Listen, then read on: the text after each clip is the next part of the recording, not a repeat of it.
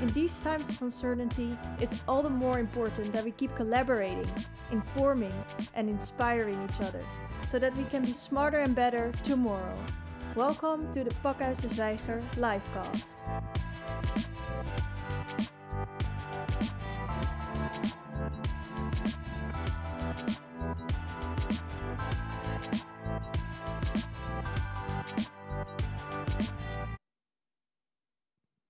A very warm welcome to you from Pakhuis de Zwijger.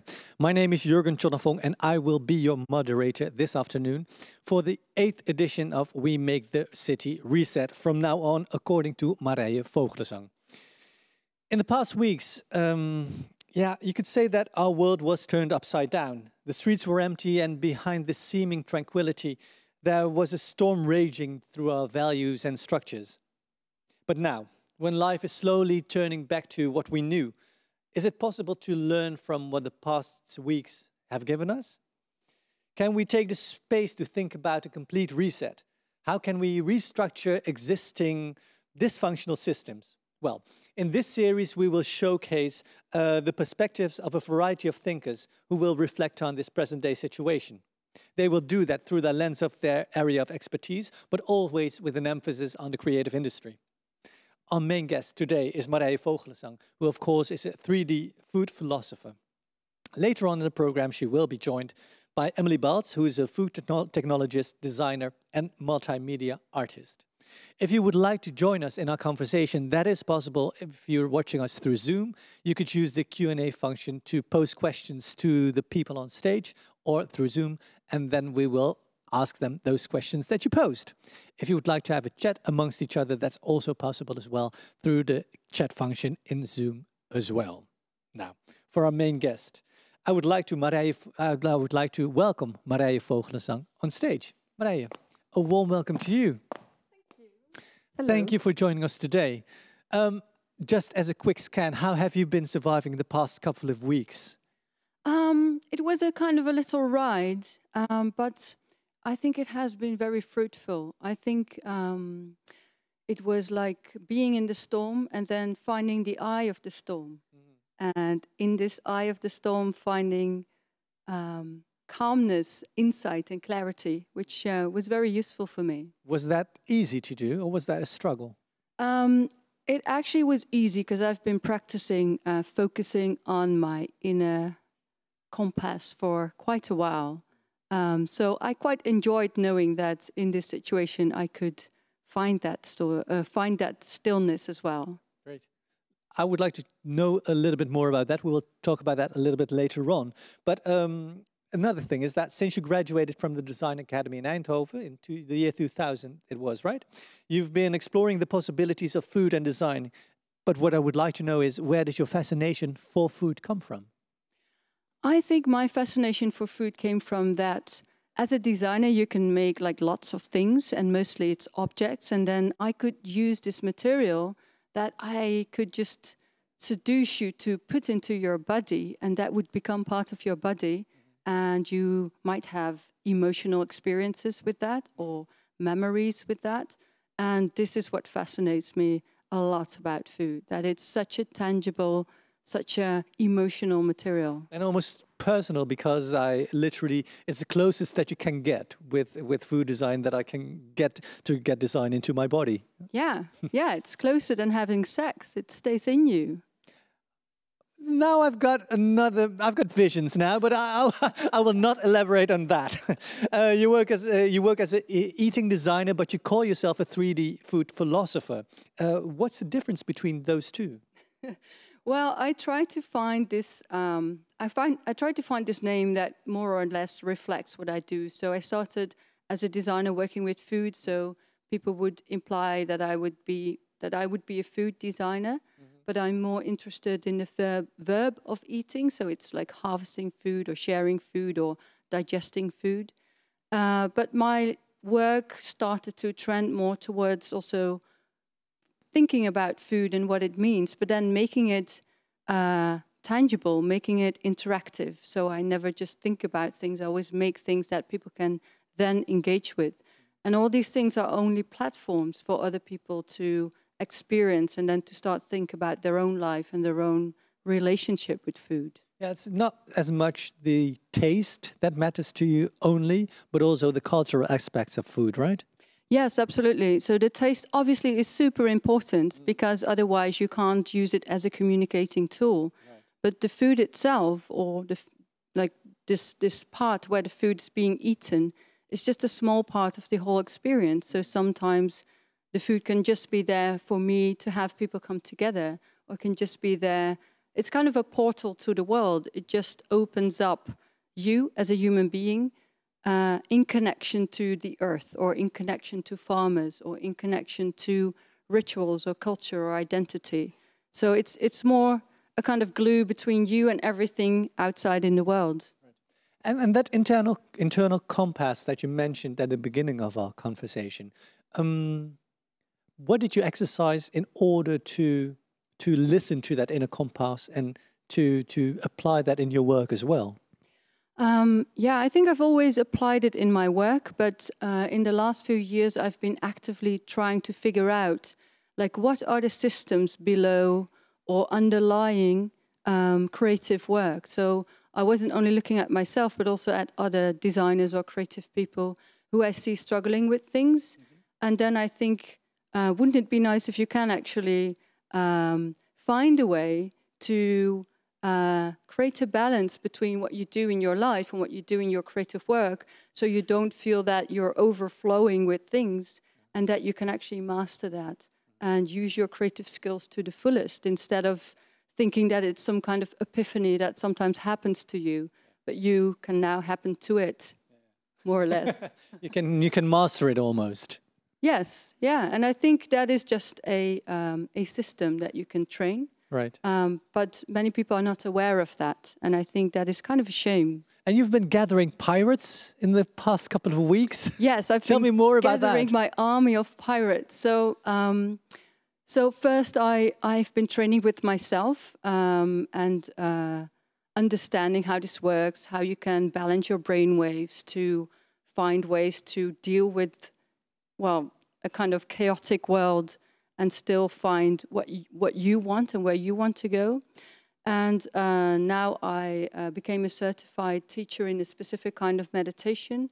And I decided to not only teach food and design, but also to teach what is underneath a creative practice as a human being. Because we always talk about the effect of creative people, like what they make and how they made that perhaps, but not really about them. We don't talk about how do you feel when you are actually creating, and how do you manage to do that in a world where you feel that you're in a rat race, and where you feel that you are having to deal with to-do lists and complex family systems and whatever, and financials.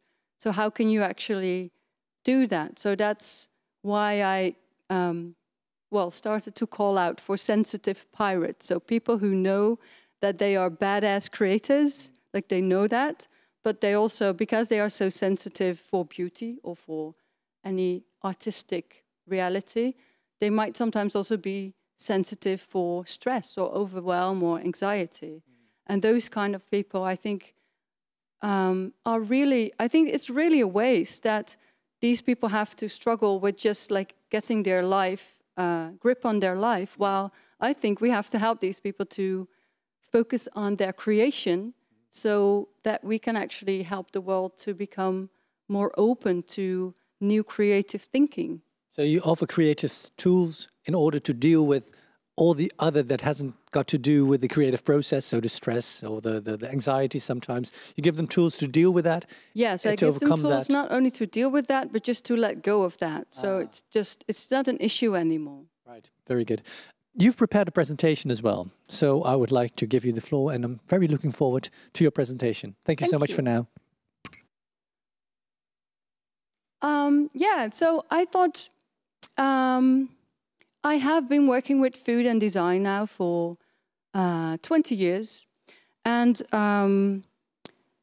so you would think that my work is about food, but actually it's not so much about food. I actually really use food to give people a different perspective. So to give people a different perspective on the thing that they think they already know. And especially when we think about the future of food, which now is a very hot topic because most of the biggest challenging themes we have to deal in the world right now are related to food. So that's why a lot of conferences about the future of food are very popular right now. And especially when we think about the future of food, a lot of people think that we need to find new things. And I'm not saying that we don't need technology, that we don't need all practical solutions. But I think beyond that, or even before that, before we start to think about what do we really need for the future of food, we might want to think about who is actually eating. Well, that's a human being. And who is the person creating that future? And how are they feeling? Because I think that if you find different ways of thinking, then you can also open up much more possibilities. So what I try to do is not necessarily make something new. I like to show people that there are already so many new perspectives on the things that are already there. So, for example, I made this food massage salon, which is a salon where you can get a food massage. And this is an experience that you can go to. It's kind of a pop-up experience. It's been in different places in the world. And what happens here is that people who get a food massage, they sit in a hammock, and they get they're all enveloped in this hammock, and they only have a hole for their face. So they lie down there and they get a massage with their whole body, but they also get a headphone. And through this headphone, they listen to a story. And the story is actually a narrative by your own tongue. So your own tongue starts speaking to you. And the tongue is actually kind of pissed off because the tongue says, you know, I enjoy sitting inside of you, but you're so busy with watching screens, and you're so busy with swiping and touching screens and not even touching things that are alive. And I am your tongue. I've been with you when you were a baby. I've been with you when you bit me and when I tasted the metal taste of blood. I've been with you when you tasted sand and when you started kissing for the first time. I am very important to you, but you never think about me. So I just want to give you this experience. So you're lying in this hammock, your tongue is talking to you, and at the same time that you listen to the voice of your tongue, this therapist that is there with you, giving you this treatment, will give you little things, a little experience. It's 9 little bites on your tongue, with your tongue. For example, you get some tahini paste, but it will be here underneath your teeth, which is a very funny place in your mouth. But you never really think about that this is an actual place to put food. So you will experience tahini, but in a way that you normally never thought about experiencing tahini before. And so it will be a sequence of various experiences that will make you realize that just in this small space of your body, there will be such a different possibility of experience, more than you actually thought about. So this is just a 20-minute experience, and you can see that when people get out of this experience, which for many is actually kind of emotional experience, because it's a very gentle and very loving experience. Eventually, your tongue is not so pissed off anymore. When people get out of this experience, many of them, when they will have a bite later on in their life, will remember what their tongue was actually telling them. They will remember what their tongue was speaking about, and they will remember to start enjoying and paying attention to different sensorial experiences in their body. And it's so funny because we have this body like full of senses, like our body is like a vibrant sensorial machine. But it seems that nowadays we're so focused only on the visual aspect. We're only focused on things that we touch that are not living objects or not living matter. And so this is just a small intervention, and I don't think it will necessarily change the world, but it will just change a little bit how you experience life on a daily level. And it's a very simple thing to do, and my daughter is really happy with having a test hammock with a hole in it so she can stick her face through it. So another way of showing how you can use something that is already there but think about it in a different way is a project I did quite a while ago. It's called Faked Meat. And I was looking at the vegetarian alternative sections in the supermarket. And you can see that this section has been growing a lot lately. So there are a lot new and very well-made vegetarian alternatives.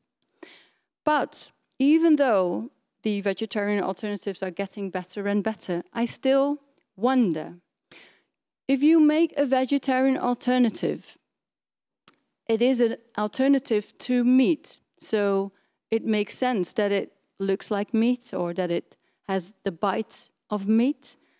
But the problematic part is, I think, that if you have an original, which is the real meat, and you make a direct copy of the original, then it will always be inferior to the original, because that's the whole thing with a copy. A copy can never be the real thing. So it will always be compared with the original. And I think, especially thinking how the animals we are making copies of are actually quite sad in its narrative. Why can't we make a kind of new narrative? Maybe also new animals. So, for example, the animal that you can see here is called the ponti. And the ponti is a rodent-like animal. It's about this big. And it lives in empty volcanoes in southern Albania. And there it nibbles on the ashes of the volcano. And because it eats all the ashes of the volcano, the taste of the ponti is slightly and delicately smoked. And it has a very firm tail, so you can pick it up by the tail and you can eat it like a party snack and then keep your hands clean. So it's very convenient as well. Then there is the herbast, and the herbast is a square-shaped animal. It's about this big. And it lives in the herbal fields of southern France. And it runs through the fields, but it has to be careful not to be eaten by predators. So it sits still in between the herbal plants.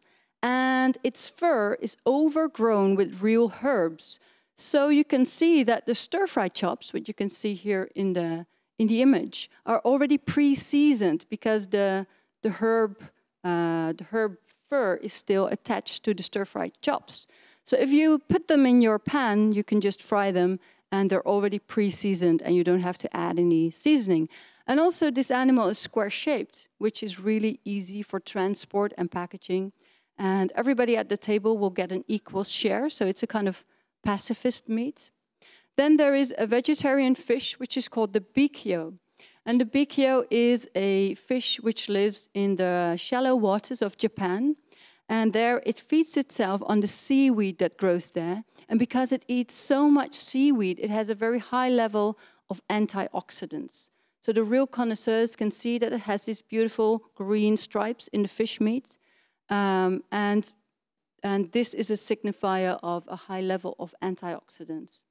Also, the fish is aesthetically very beautiful for sushi and sashimi purposes.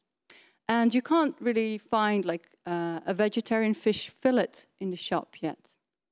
Then we have a vegetarian bird, which is called the sapiku. And the sapiku lives in the maple trees in Canada, where it feeds itself on the sap of the maple trees. And therefore, the flavor of this bird is very sweet and tender. So it's a dessert meat. So you eat it for dessert. It pairs really well with ice cream and with chocolate.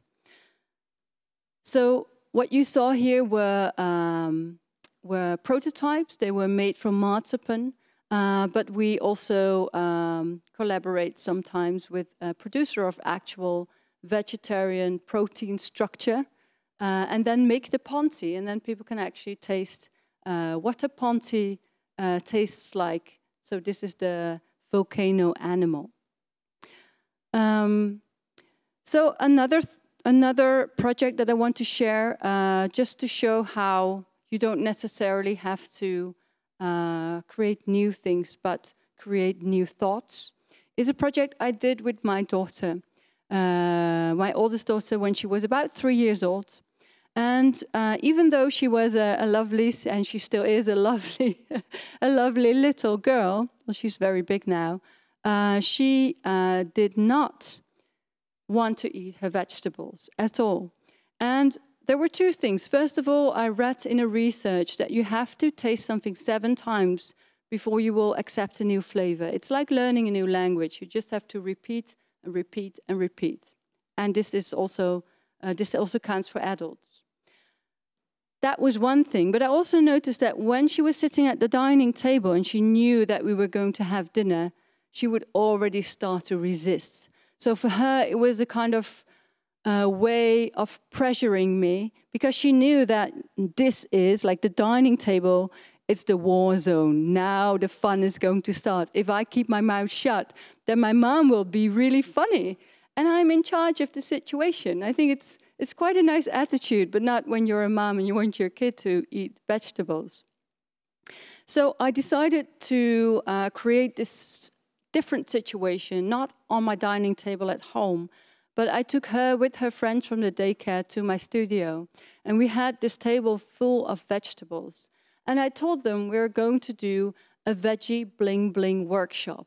And this is a workshop where you'll make vegetable jewelry, but you use your teeth, because kids have really sharp teeth, to make the jewelry.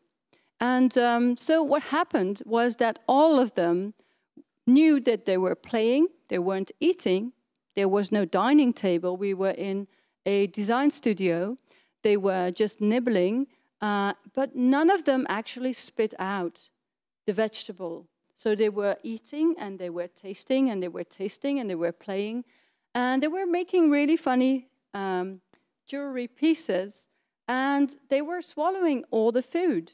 But of course, in their mind, they weren't eating. And there was a boy who literally just stood there, and he was making a bracelet, and he was just eating and eating and shaping this bracelet. But he got distracted, and he was just staring in thin air, eating away his whole bracelet. There was nothing left of the bracelet.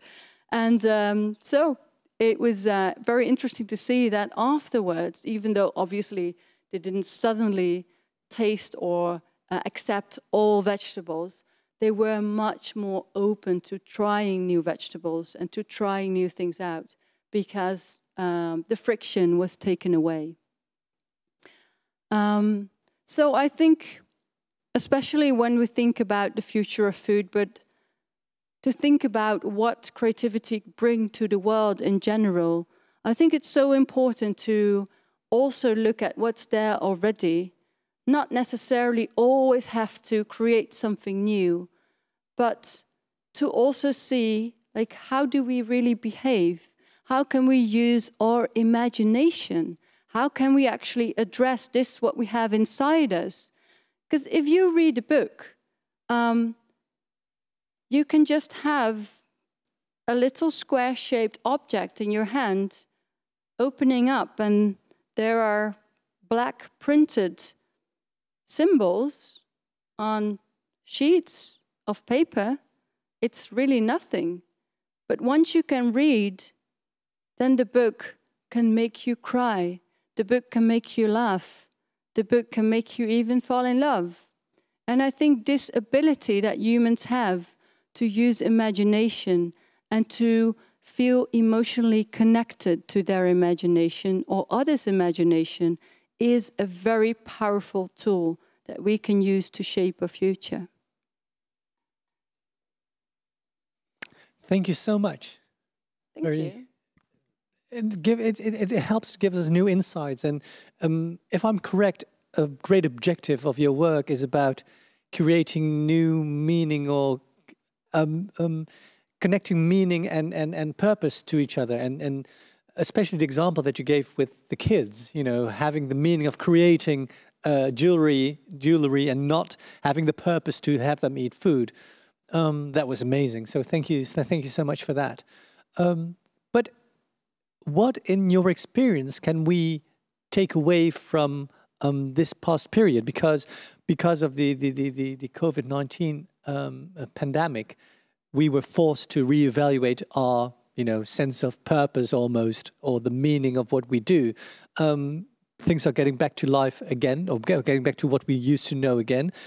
What can we take away from the past period into the near future? Yeah, you can see that a lot of people were first kind of like scared or frightened, but then many of them did find a way, or did find a new response to things, or initiated new businesses or new kind of more creative ways of dealing with things. So in a way, the pandemic gave them a head start. And also, I hear a lot of people being actually really happy not having to deal with lots of things. Like, it's kind of nice and quiet. And I think that's very beautiful to see that many people say, yeah, I actually wanted to slow down, but I wasn't really able to. And now I got forced to slow down. So now the next step is how can you stay there? That pressure is gone. How can you still prevent joining into the rat race again? What is your idea about that? I think there are many ways to deal with that. It's not like one answer. But I do think that there are some things that I don't really understand, that how people do not necessarily listen to their gut feeling, but they do what they think is being asked of them, while even no one is really asking it of them. So I think once you start listening to what you want and to what you truly, genuinely feel that is good for you, and start to align all your actions towards what you actually want, and also say no to the things that actually don't give you energy. I think everybody will agree with you with a theory. Listen to yourself, listen to your inner feelings, and you know, doing the right things in accordance to that. But still, in practice, in real life, it's really difficult. Because in practice, there are expectations, and you have to pay your mortgage, so you have to have the job. Do you have to take that all serious? Well, if you don't have a roof over your head, it's quite a problem. No, that's true. But there are a lot of people who have a roof over their head, who do actually have a job where they have a lot of liberty and still feel stressed and burned out. And I think, so obviously, of course, you have to make sure that you can feed your family. But that doesn't mean that you have to become stressed off of that. I think stress is also addictive in a way. People wear it like a coat. Like, it's also kind of protecting you from maybe making certain choices that are scary, because it can also be scary to actually go for what your gut feeling tells you. Yeah. But in reality, like, there is not a lion here, like, prepared to eat you. So why would you actually be stressed? So the feeling of stress is very useful, because it makes you active if you need to be active, but you don't need to be stressed if there is nothing really to run for at the moment. And I think this is the cycle that many of us are in. And being stressed actually causes you to not think very clearly. And if you can't think very clearly, then you also can't really find a way to get out of your stress. Yeah. So it's actually really important to actually break that cycle. Yeah, it's a vicious cycle that we're almost caught up in and that we cannot let go. Yes. Yeah. Our final question before we are joined by our guest is that a lot of the current issues are connected to food. What is the reset we could use now in order to have a different approach to our food production, to the way we deal with our food, in order to have it sustainable for future? Yeah, I think it is really important to think about that. And I think there's not one answer. And I think that everybody in their own field is working on that. But I think below all of that, it is really important, and again, because you will only make the right choices for your food if you feel that you can actually have mental space for that.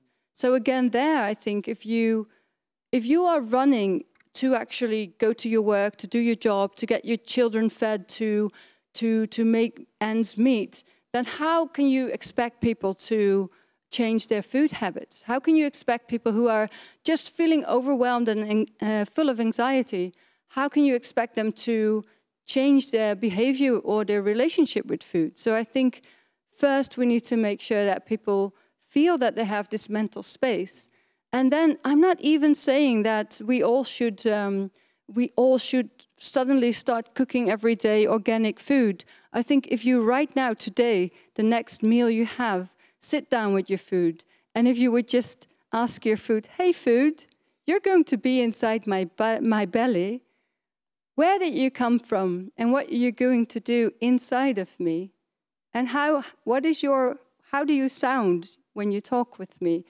I know this sounds stupid, but I think just to break this continuous kind of frictionless feeling that we have, to start to become playful, start to feel calm, and as if we can actually spend a little time talking with our food and pretend that it has a sound and a voice, and then laugh about ourselves that we do that.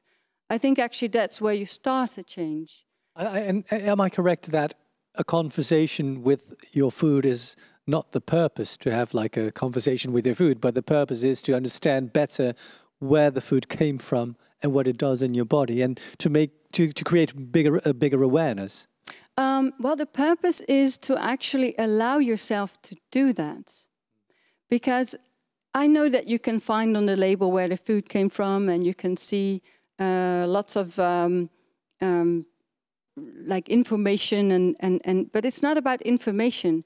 It's actually you and your relation with your food. And that's where it starts. Yeah. But it's not the purpose in itself. It's actually how to get outside of to break this vicious circle. Right.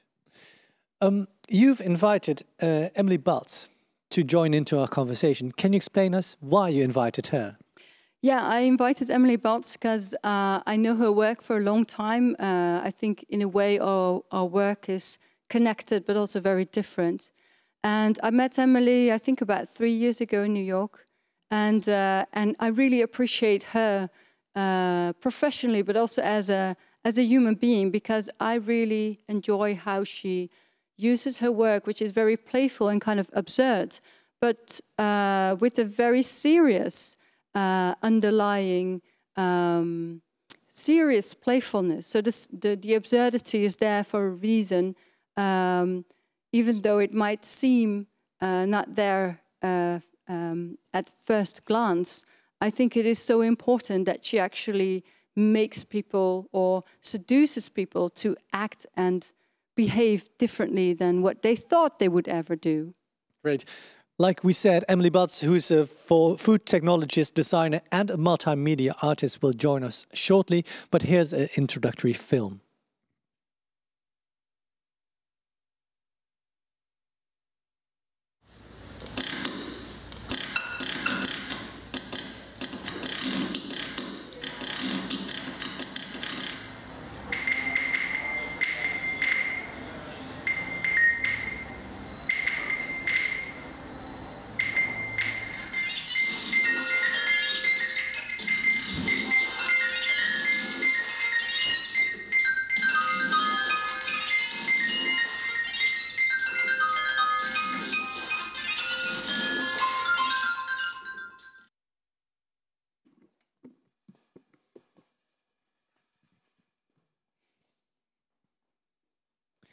Emilie, thank you for joining us. How are you?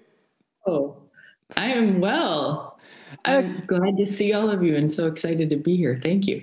You're based in Chicago at the moment, but you do live in New York. Yeah. I've spent the last 20 years in New York City, and due to the coronavirus pandemic, my family and I had to leave. So we are now outside of Chicago in my childhood home. I think, as Marije was saying, it's a real moment of considering the storm, and trying to find your center in it. So we are here for the next few weeks. And how have you been experiencing those past couple of weeks? Yeah. I mean, the United States, I think, is a very unique cultural context to experience this. Globally, we've all experienced COVID-19, I think, in different ways, but, had unifying fears perhaps around it. I think the added context right now of I would almost say the revolution that's happening in the United States is also spreading globally. So it's something that I think I have both appreciated the time, the return to, daily life, to family life, and at the same time been so inspired by the movement that's happening here as well. And how we see people starting to gather, to mobilize, to activate, to start to create what I believe to be real social change that's much needed. Yeah, that social change really gains momentum at the moment. Do you think that we're on the brink of like a major change in society, or do you think that as soon as everything is turned back to normal, the momentum is gone as well? I mean, that begs the question of what will normal be moving forward. My hope is that we are on the brink of real change. We need it both socially, we need it environmentally. And I think that if anything, what this experience of living through COVID, and now I think all of the protests that are happening in the US, more than anything, I think that this experience has started to hit all of us, yes, home in terms of place, right? But it also really affected our bodies, our sense of self, and our relationship to each other. Mm-hmm. And I think that that's an incredibly powerful experience because it is more emotional, it is more embodied than a lot of other moments of social change, I think, perhaps due to its association, with a viral pandemic. Mm.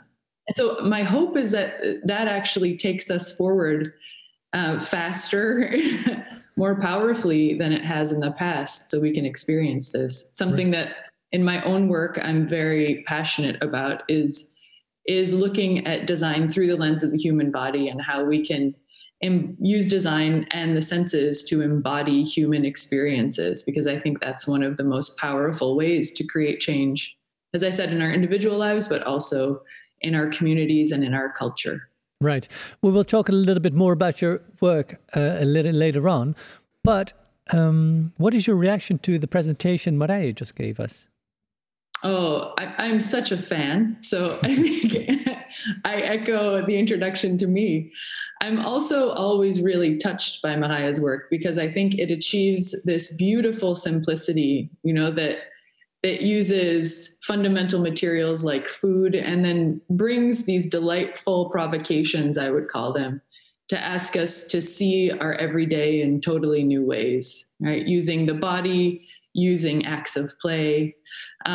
I think all of this, when I hear this work, it's something that I find to be a real power, is the ability, to be able to play with things that we assume we know, the most banal parts of our life. Food, we eat 1, 2, 3, 4, 5 times a day, depending on who we are and where we live and what we have access to. And I think when I look at Marije's work, more than anything, I see it as a provocation for all of us, to look at the different possibilities that we are able to control in our daily lives. In these times of such change, it's also quite difficult to understand where our own agency is as an individual. As political systems start to shift, as social structures start to shift, identity shifts, what do we do as people, as individuals? And every person needs to feel, I think, like they're able to do something. And food is such a powerful medium for that, for us to reinvent it, to think about what kind of futures we might want, but also to feel it. Because when we eat, we don't just taste, we see, we smell, we hear, we touch, we feel. Mm-hmm. And so that, I think, seeing Marije's work always reminds me of that, of the power that we do have as individual people to use our creativity, in small ways, even just in terms of how we feed ourselves, quite literally. Yeah, our perception of food has changed over the past, well, let's say 100 of years. If you look about how much you spend on food, it used to be 50% like 100 years ago, and now it's only 10%. And we're very used to cheap food. It should be cheap. We shouldn't spend too much on it. Is it possible to change the perception of the masses into a bigger awareness of our relationship with food, like Marije just explained to us? How should we go about that? Because that's the only way to bring about change, isn't it? Yeah. I've always been interested in this. I first studied screenwriting in a film studies program and contemporary dance. And I've been obsessed with how we tell stories as cultures. And I think looking at the forms of storytelling, classic forms of storytelling, filmmaking, theater, performance, and now those are dispersed everywhere due to digital technology and mobile technology. I think that there's even more possibilities than before, more responsibility, therefore, to put our heads together and start thinking about what kind of stories we really want to tell as people. What are the stories of connection, as Marije talked about? What are the stories of joy, of beauty, of pain? What do we need to learn as people? And so I think that food is a really powerful vehicle for being able to bring those stories to people in a more emotional way. So I do think that there is a great possibility for change now. That's exciting to me. I think it's also looking at what are the powerful, like most powerful vehicles of those kinds of stories. Where are they being told, and how can we as creatives participate in that? What I also wonder is that if we learned anything about the crisis just the past couple of weeks, is that it uncovered social inequality. And Marije mentioned it as well. You have to have room, you have to have space, you need to have the financial space in order to think about food or your approach to food. Shouldn't we solve that social inequality first before we can do anything with our perception, our changing perceptions of food? We absolutely should. That's a call to action that is imperative more than ever before. It also is something that quite practically is very long, is embedded in policy and politics, in governmental structures. And so I think that there's also a responsibility alongside that in parallel to work in culture, as cultural workers, and contribute to sharing other stories to try to change those inequalities in the ways that we can. I think that the struggle in these moments is that when we start to see how heavy the systems are and how much needs to be changed, and I look at this through the lens of America, which has relatively no social welfare in place, right? The systems of inequality here are huge, deeply embedded in race and in economics. What can we do to help participate, to help liberate, and create more ease and access in everyday life? If we're not working, in government, we have the power to vote, of course, we have the power to lobby, we have the power to protest. All of those things are incredibly important to participate in. And then what are the other ways, the very small, tiny ways that we can show up? The mundane, I think, is a pretty powerful medium. How do we take materials? You see here, this is ice sculpted into, a giant interactive geode. These are things that, are on a spectacular level. How do we take these kinds of experiences and bring them into the everyday life to give people creative possibilities? In whatever kind of access that we have. I think that it would be irresponsible of us to say that everyone needs to immediately become creative. Everyone can do this at the drop of a hat, No, this is a time for learning, for listening, for educating ourselves. And I think that in doing so as designers, we can do a better job doing research, understanding where we could possibly affect change in spaces that have less privilege or less access. And designing for that. I think that's something I'm quite interested in offering, a new way forward. That sounds really interesting. Have you maybe got specific examples of where you or Marije could play a role in that? What could you really in practice do in order to bring about that change? Mm-hmm.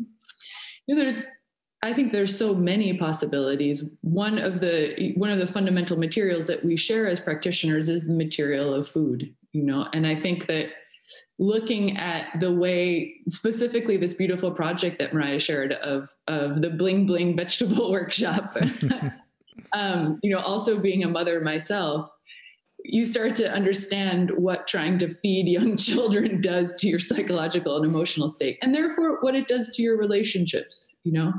And in these times, our individual relationships really are the kind of the greatest power that we have, the ability to create love together, to create compassion, to support each other is incredibly important for us to be able to continue moving forward, going to work, trying to participate in whatever revolution that we need to and want to participate in. So I think that there are real opportunities for us to look at these micro moments. Again, I'll bring that up. And offer up, be that, you know, new menus, let's say, and not like eat spaghetti with broccoli, but different ways of eating, different forms. I would go back to ideas like scripts or choreographies from the performance space. You know, the dining table, famously by an American designer named Russell Wright, was called the theater of life, where daily dramas unfold. And the way that those dramas unfold, the way that those stories are experienced, that starts to lay a script for how we interact with each other and kind of how we program ourselves to be in the world.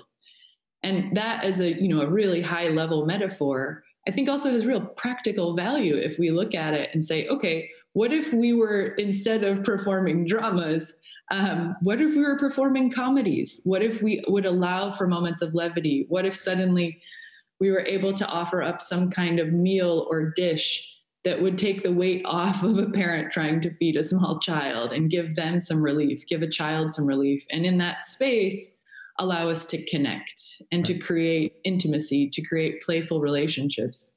Right. That becomes the muscle memory of our lives. So it's a bit of a longer answer maybe, but I think that those are real opportunities for us to start looking at and treating as design services almost. Yeah. Thank you so much for now. Please stay with us because we would like to share 2 films, 2 video clips with you, and we would like to hear your reactions to them. Marije, that's also very applicable to you as well, and it's about what you mentioned, about creating the right headspace. The first clip that we have is about burnout and stress. Just let's have a look at that. Got laundry piling up? Lost interest in your hobbies? Has your life become all about work? If you feel overwhelmed and drained out most of the time, chances are that you might be experiencing burnout, a result of high-pressure lives that millennials have to keep up with. 95% of India's millennial population suffers from burnout, as compared to the global average of 86%. Between juggling a decent paycheck and a good social life, self-care and health often get lost in translation. So are millennials the burnout generation? Let's find out. Yeah, we mentioned already burnout and stress is a huge problem, especially also in the West, but like we saw also in India, and especially millennials as a group of young people emerging in the world and trying to create careers are suffering from that. What advice would you give that generation in order to prevent, you know, being part of the rat race or being part of that toxic system where you can easily be a victim of the burnouts? Yeah, I think the advice that I would give them is, and not them, just everybody, is that there is just only now. Mm-hmm. And our brains are being hijacked by always thinking about the past, about things that maybe we think we've done wrong, mm-hmm. or things that we regret, or things that we wanted different. So that's like a part of our brain is there. And then another part of our brain is thinking about the things that we want, but we're not there yet, about the tasks that we have to fill tomorrow, the things that we would like to achieve, but we're not there yet. So we continuously experience this huge gap between the past and the future. And if we understand that there's actually only now and can really focus on now, then we see that right now, everything's really okay.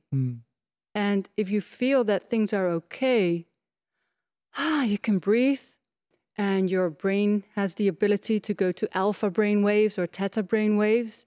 And that's the brain waves where you can actually find your creative center. And if you're there, then you can maybe suddenly really think about things instead of repeating thoughts about the past and repeating thoughts about the future. And then you can relax, breathe, think about things, and come up with new solutions about the things that you're struggling with. Yeah. So that's my first advice. And what do you say to people who say, well, this is all so airy-fairy and I don't understand it. I just want to have a good career. I want to have a home. I can't, it's too expensive in Amsterdam to buy a home. It's, you know, it's good to listen to yourself, but I want to set things in motion. And this doesn't help me with that. I want to have practical stuff. Yeah, this does help you with the practical stuff, actually, because it will also allow you to actually either get that home or decide that Amsterdam is very full and expensive and maybe you want to go and live somewhere else, or maybe that you feel much more happy in a different place. So actually, and also, you know, go for it. If you want to, you know, not do this and do something else, then be my guest, you know. It's not that I know what to do for everybody. I just know what works for me and what works for the people that I work with and for the people that I study with. So it's about creating headspace to be in the here and now and to see problems, to overcome problems by seeing other solutions. Is that correct? More or less. And also to see that a lot of things that you think are a problem are not necessarily a problem. Sometimes even the solution is just right next to it. Yeah.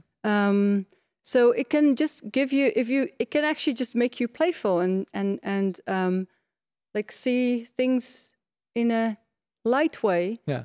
And that will get you to that house much quicker than if you're stressed and if you feel, how can I ever get this done? Yeah. And it's much more healthy for your body as well. Right. Emilie, what's your idea about that? I might respond and say, like, pinch yourself.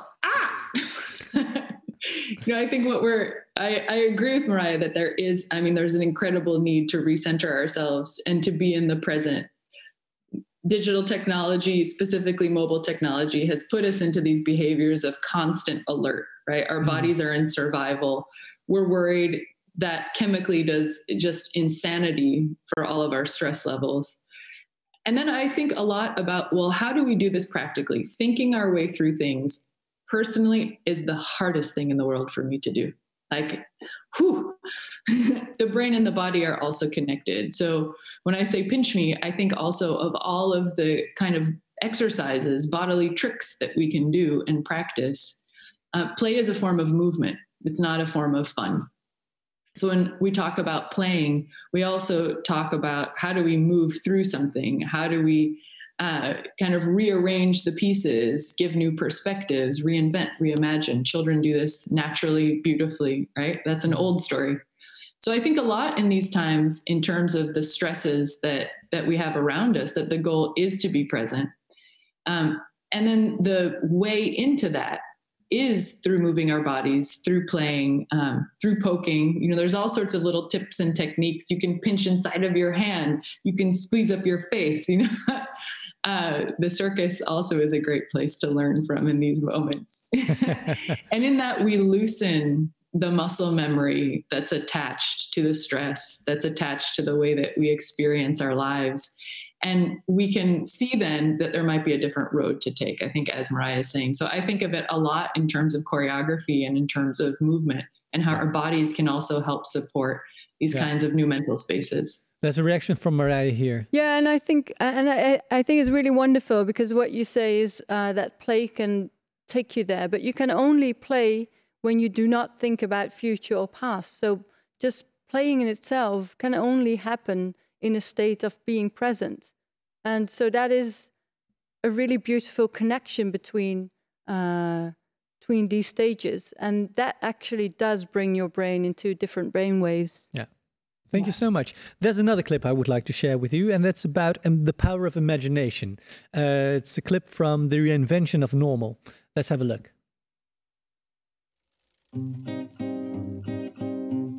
I'm always on the lookout for things to try and inspire me. I'm desperate for inspiration to come up with a new idea. You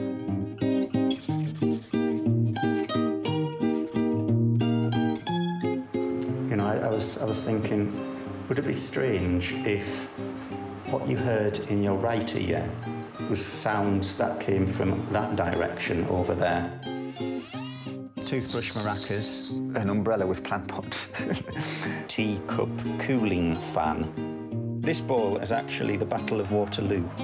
It's half French, half British. Soldiers melted. If I did wear this more regularly than I do, you know, would my brain fix it, you know, and it would just become normal.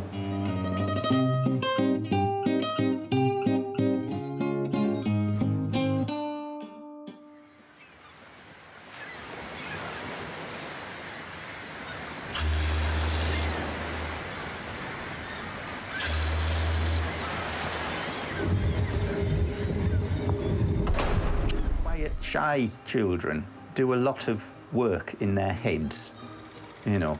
They're thinking a lot, they're observing a lot. So I suppose maybe as a child the creativity was there, just didn't have an outlet. I had no way of expressing it beyond being in my head.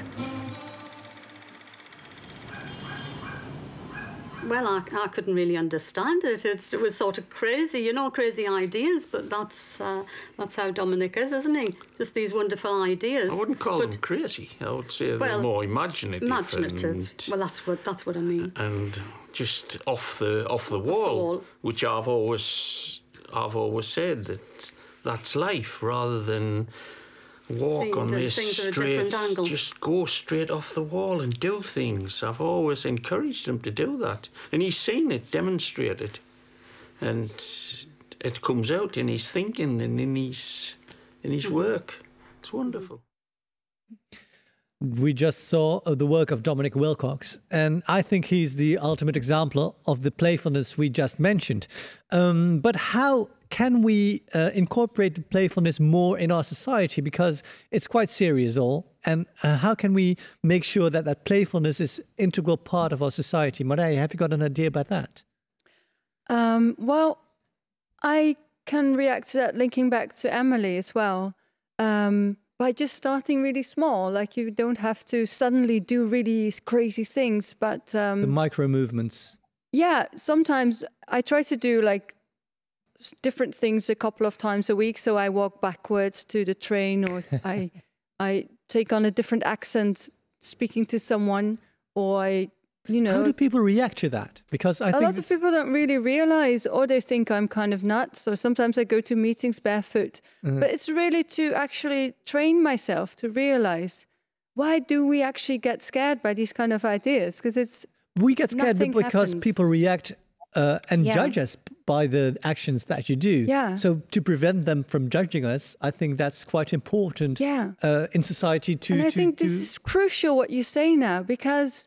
You know, it's really none of my business what you think of me. And why do we think it is our business what you think of me? Because we have to live together. So I think opinions of other people shouldn't direct you in a certain direction. But it is important because we live in this society where we have to deal with each other. Yeah, and I see that most of the people that care about that actually would always care about that, like would be like careful people, even though they do funny things. Yeah. And people that don't care about that, they don't care about it anyway. So then you don't have to like bother with them. Yeah. So I think that's kind of interesting that we're kind of so scared that someone would think funny of us that we or maybe behave they in would a way. feel uncomfortable, and we would like to prevent them from feeling uncomfortable. Yeah, but you're not like you don't have to actually. Think for the other person. You can actually allow the other person to have their own opinions. Right. And talking about another person, Emilie, you are the other person in this conversation. Those micro movements, I do understand that, and that's quite important on a smaller scale, but especially if you look at the United States, where the problems from our perspective at least, seem huge. How can you introduce more playfulness in those serious situations that you're in at the moment? Yeah, I think that there are incredible examples of that happening right now. There are dance parties that are revolutions. You know, there are celebratory forms that are coming out. Song and dance have forever in our species been used to bring people together, to allow us to create a sense of euphoria, of celebration, of play together. we use these forms in funerals to mourn, to move through our grief. Those are other forms, I would say, of play that also allow us to do that collectively, because I think what Marije is saying is incredibly important for each of us to start finding our own ways to move and to play with our behaviors in our lives, to get out of ourselves, to feel new perspectives. I also think that together, communally, culturally, we also need to find more ways to do that in ensemble. So we are creating forms of inclusion, forms of participation together, because those are the ways that we just don't think about society moving forward. We actually do feel it, and I think that we've classically done that, as I said, through forms of celebration, be that spiritual song and dance, or theater, or like straight up like a good old rave. How can these forms be thought of in new ways and added with new meaning? So we're able to also create messages and then embody those messages in all the people. Yes. Well, Emilie, thank you so much for joining us this afternoon. Unfortunately, our time has run out. So I think we've got the feeling that we could talk for hours. But thank you so much for now, and good luck in the United States, and hopefully things will get back to what we know, but maybe it's possible to bring about some fundamental changes. So good luck with bringing about that together with us all, and hope to talk to you again soon. Yeah, thank you. Bye-bye. Marije, thank you so much for joining us and for inviting Emilie, of course. My final question to you is, let's say we would meet each other again here in 5 years. What would make you immensely proud that we have achieved in those 5 years? You and I? Well, we as a society. Then I would definitely give you a hug. That would be great. But as a society, what should we aim for the next couple of years? Absolutely. I think that if in 5 years we can find ways to not feel that everything is outside of us and we have to react to all the things outside of us, but we can actually find that we actually have a rich world of imagination inside of us, and that we actually we don't have to be assholes, but we don't have to be too considerate about other people's opinions, because we actually are able to express ourselves to the way that we were intended to express ourselves.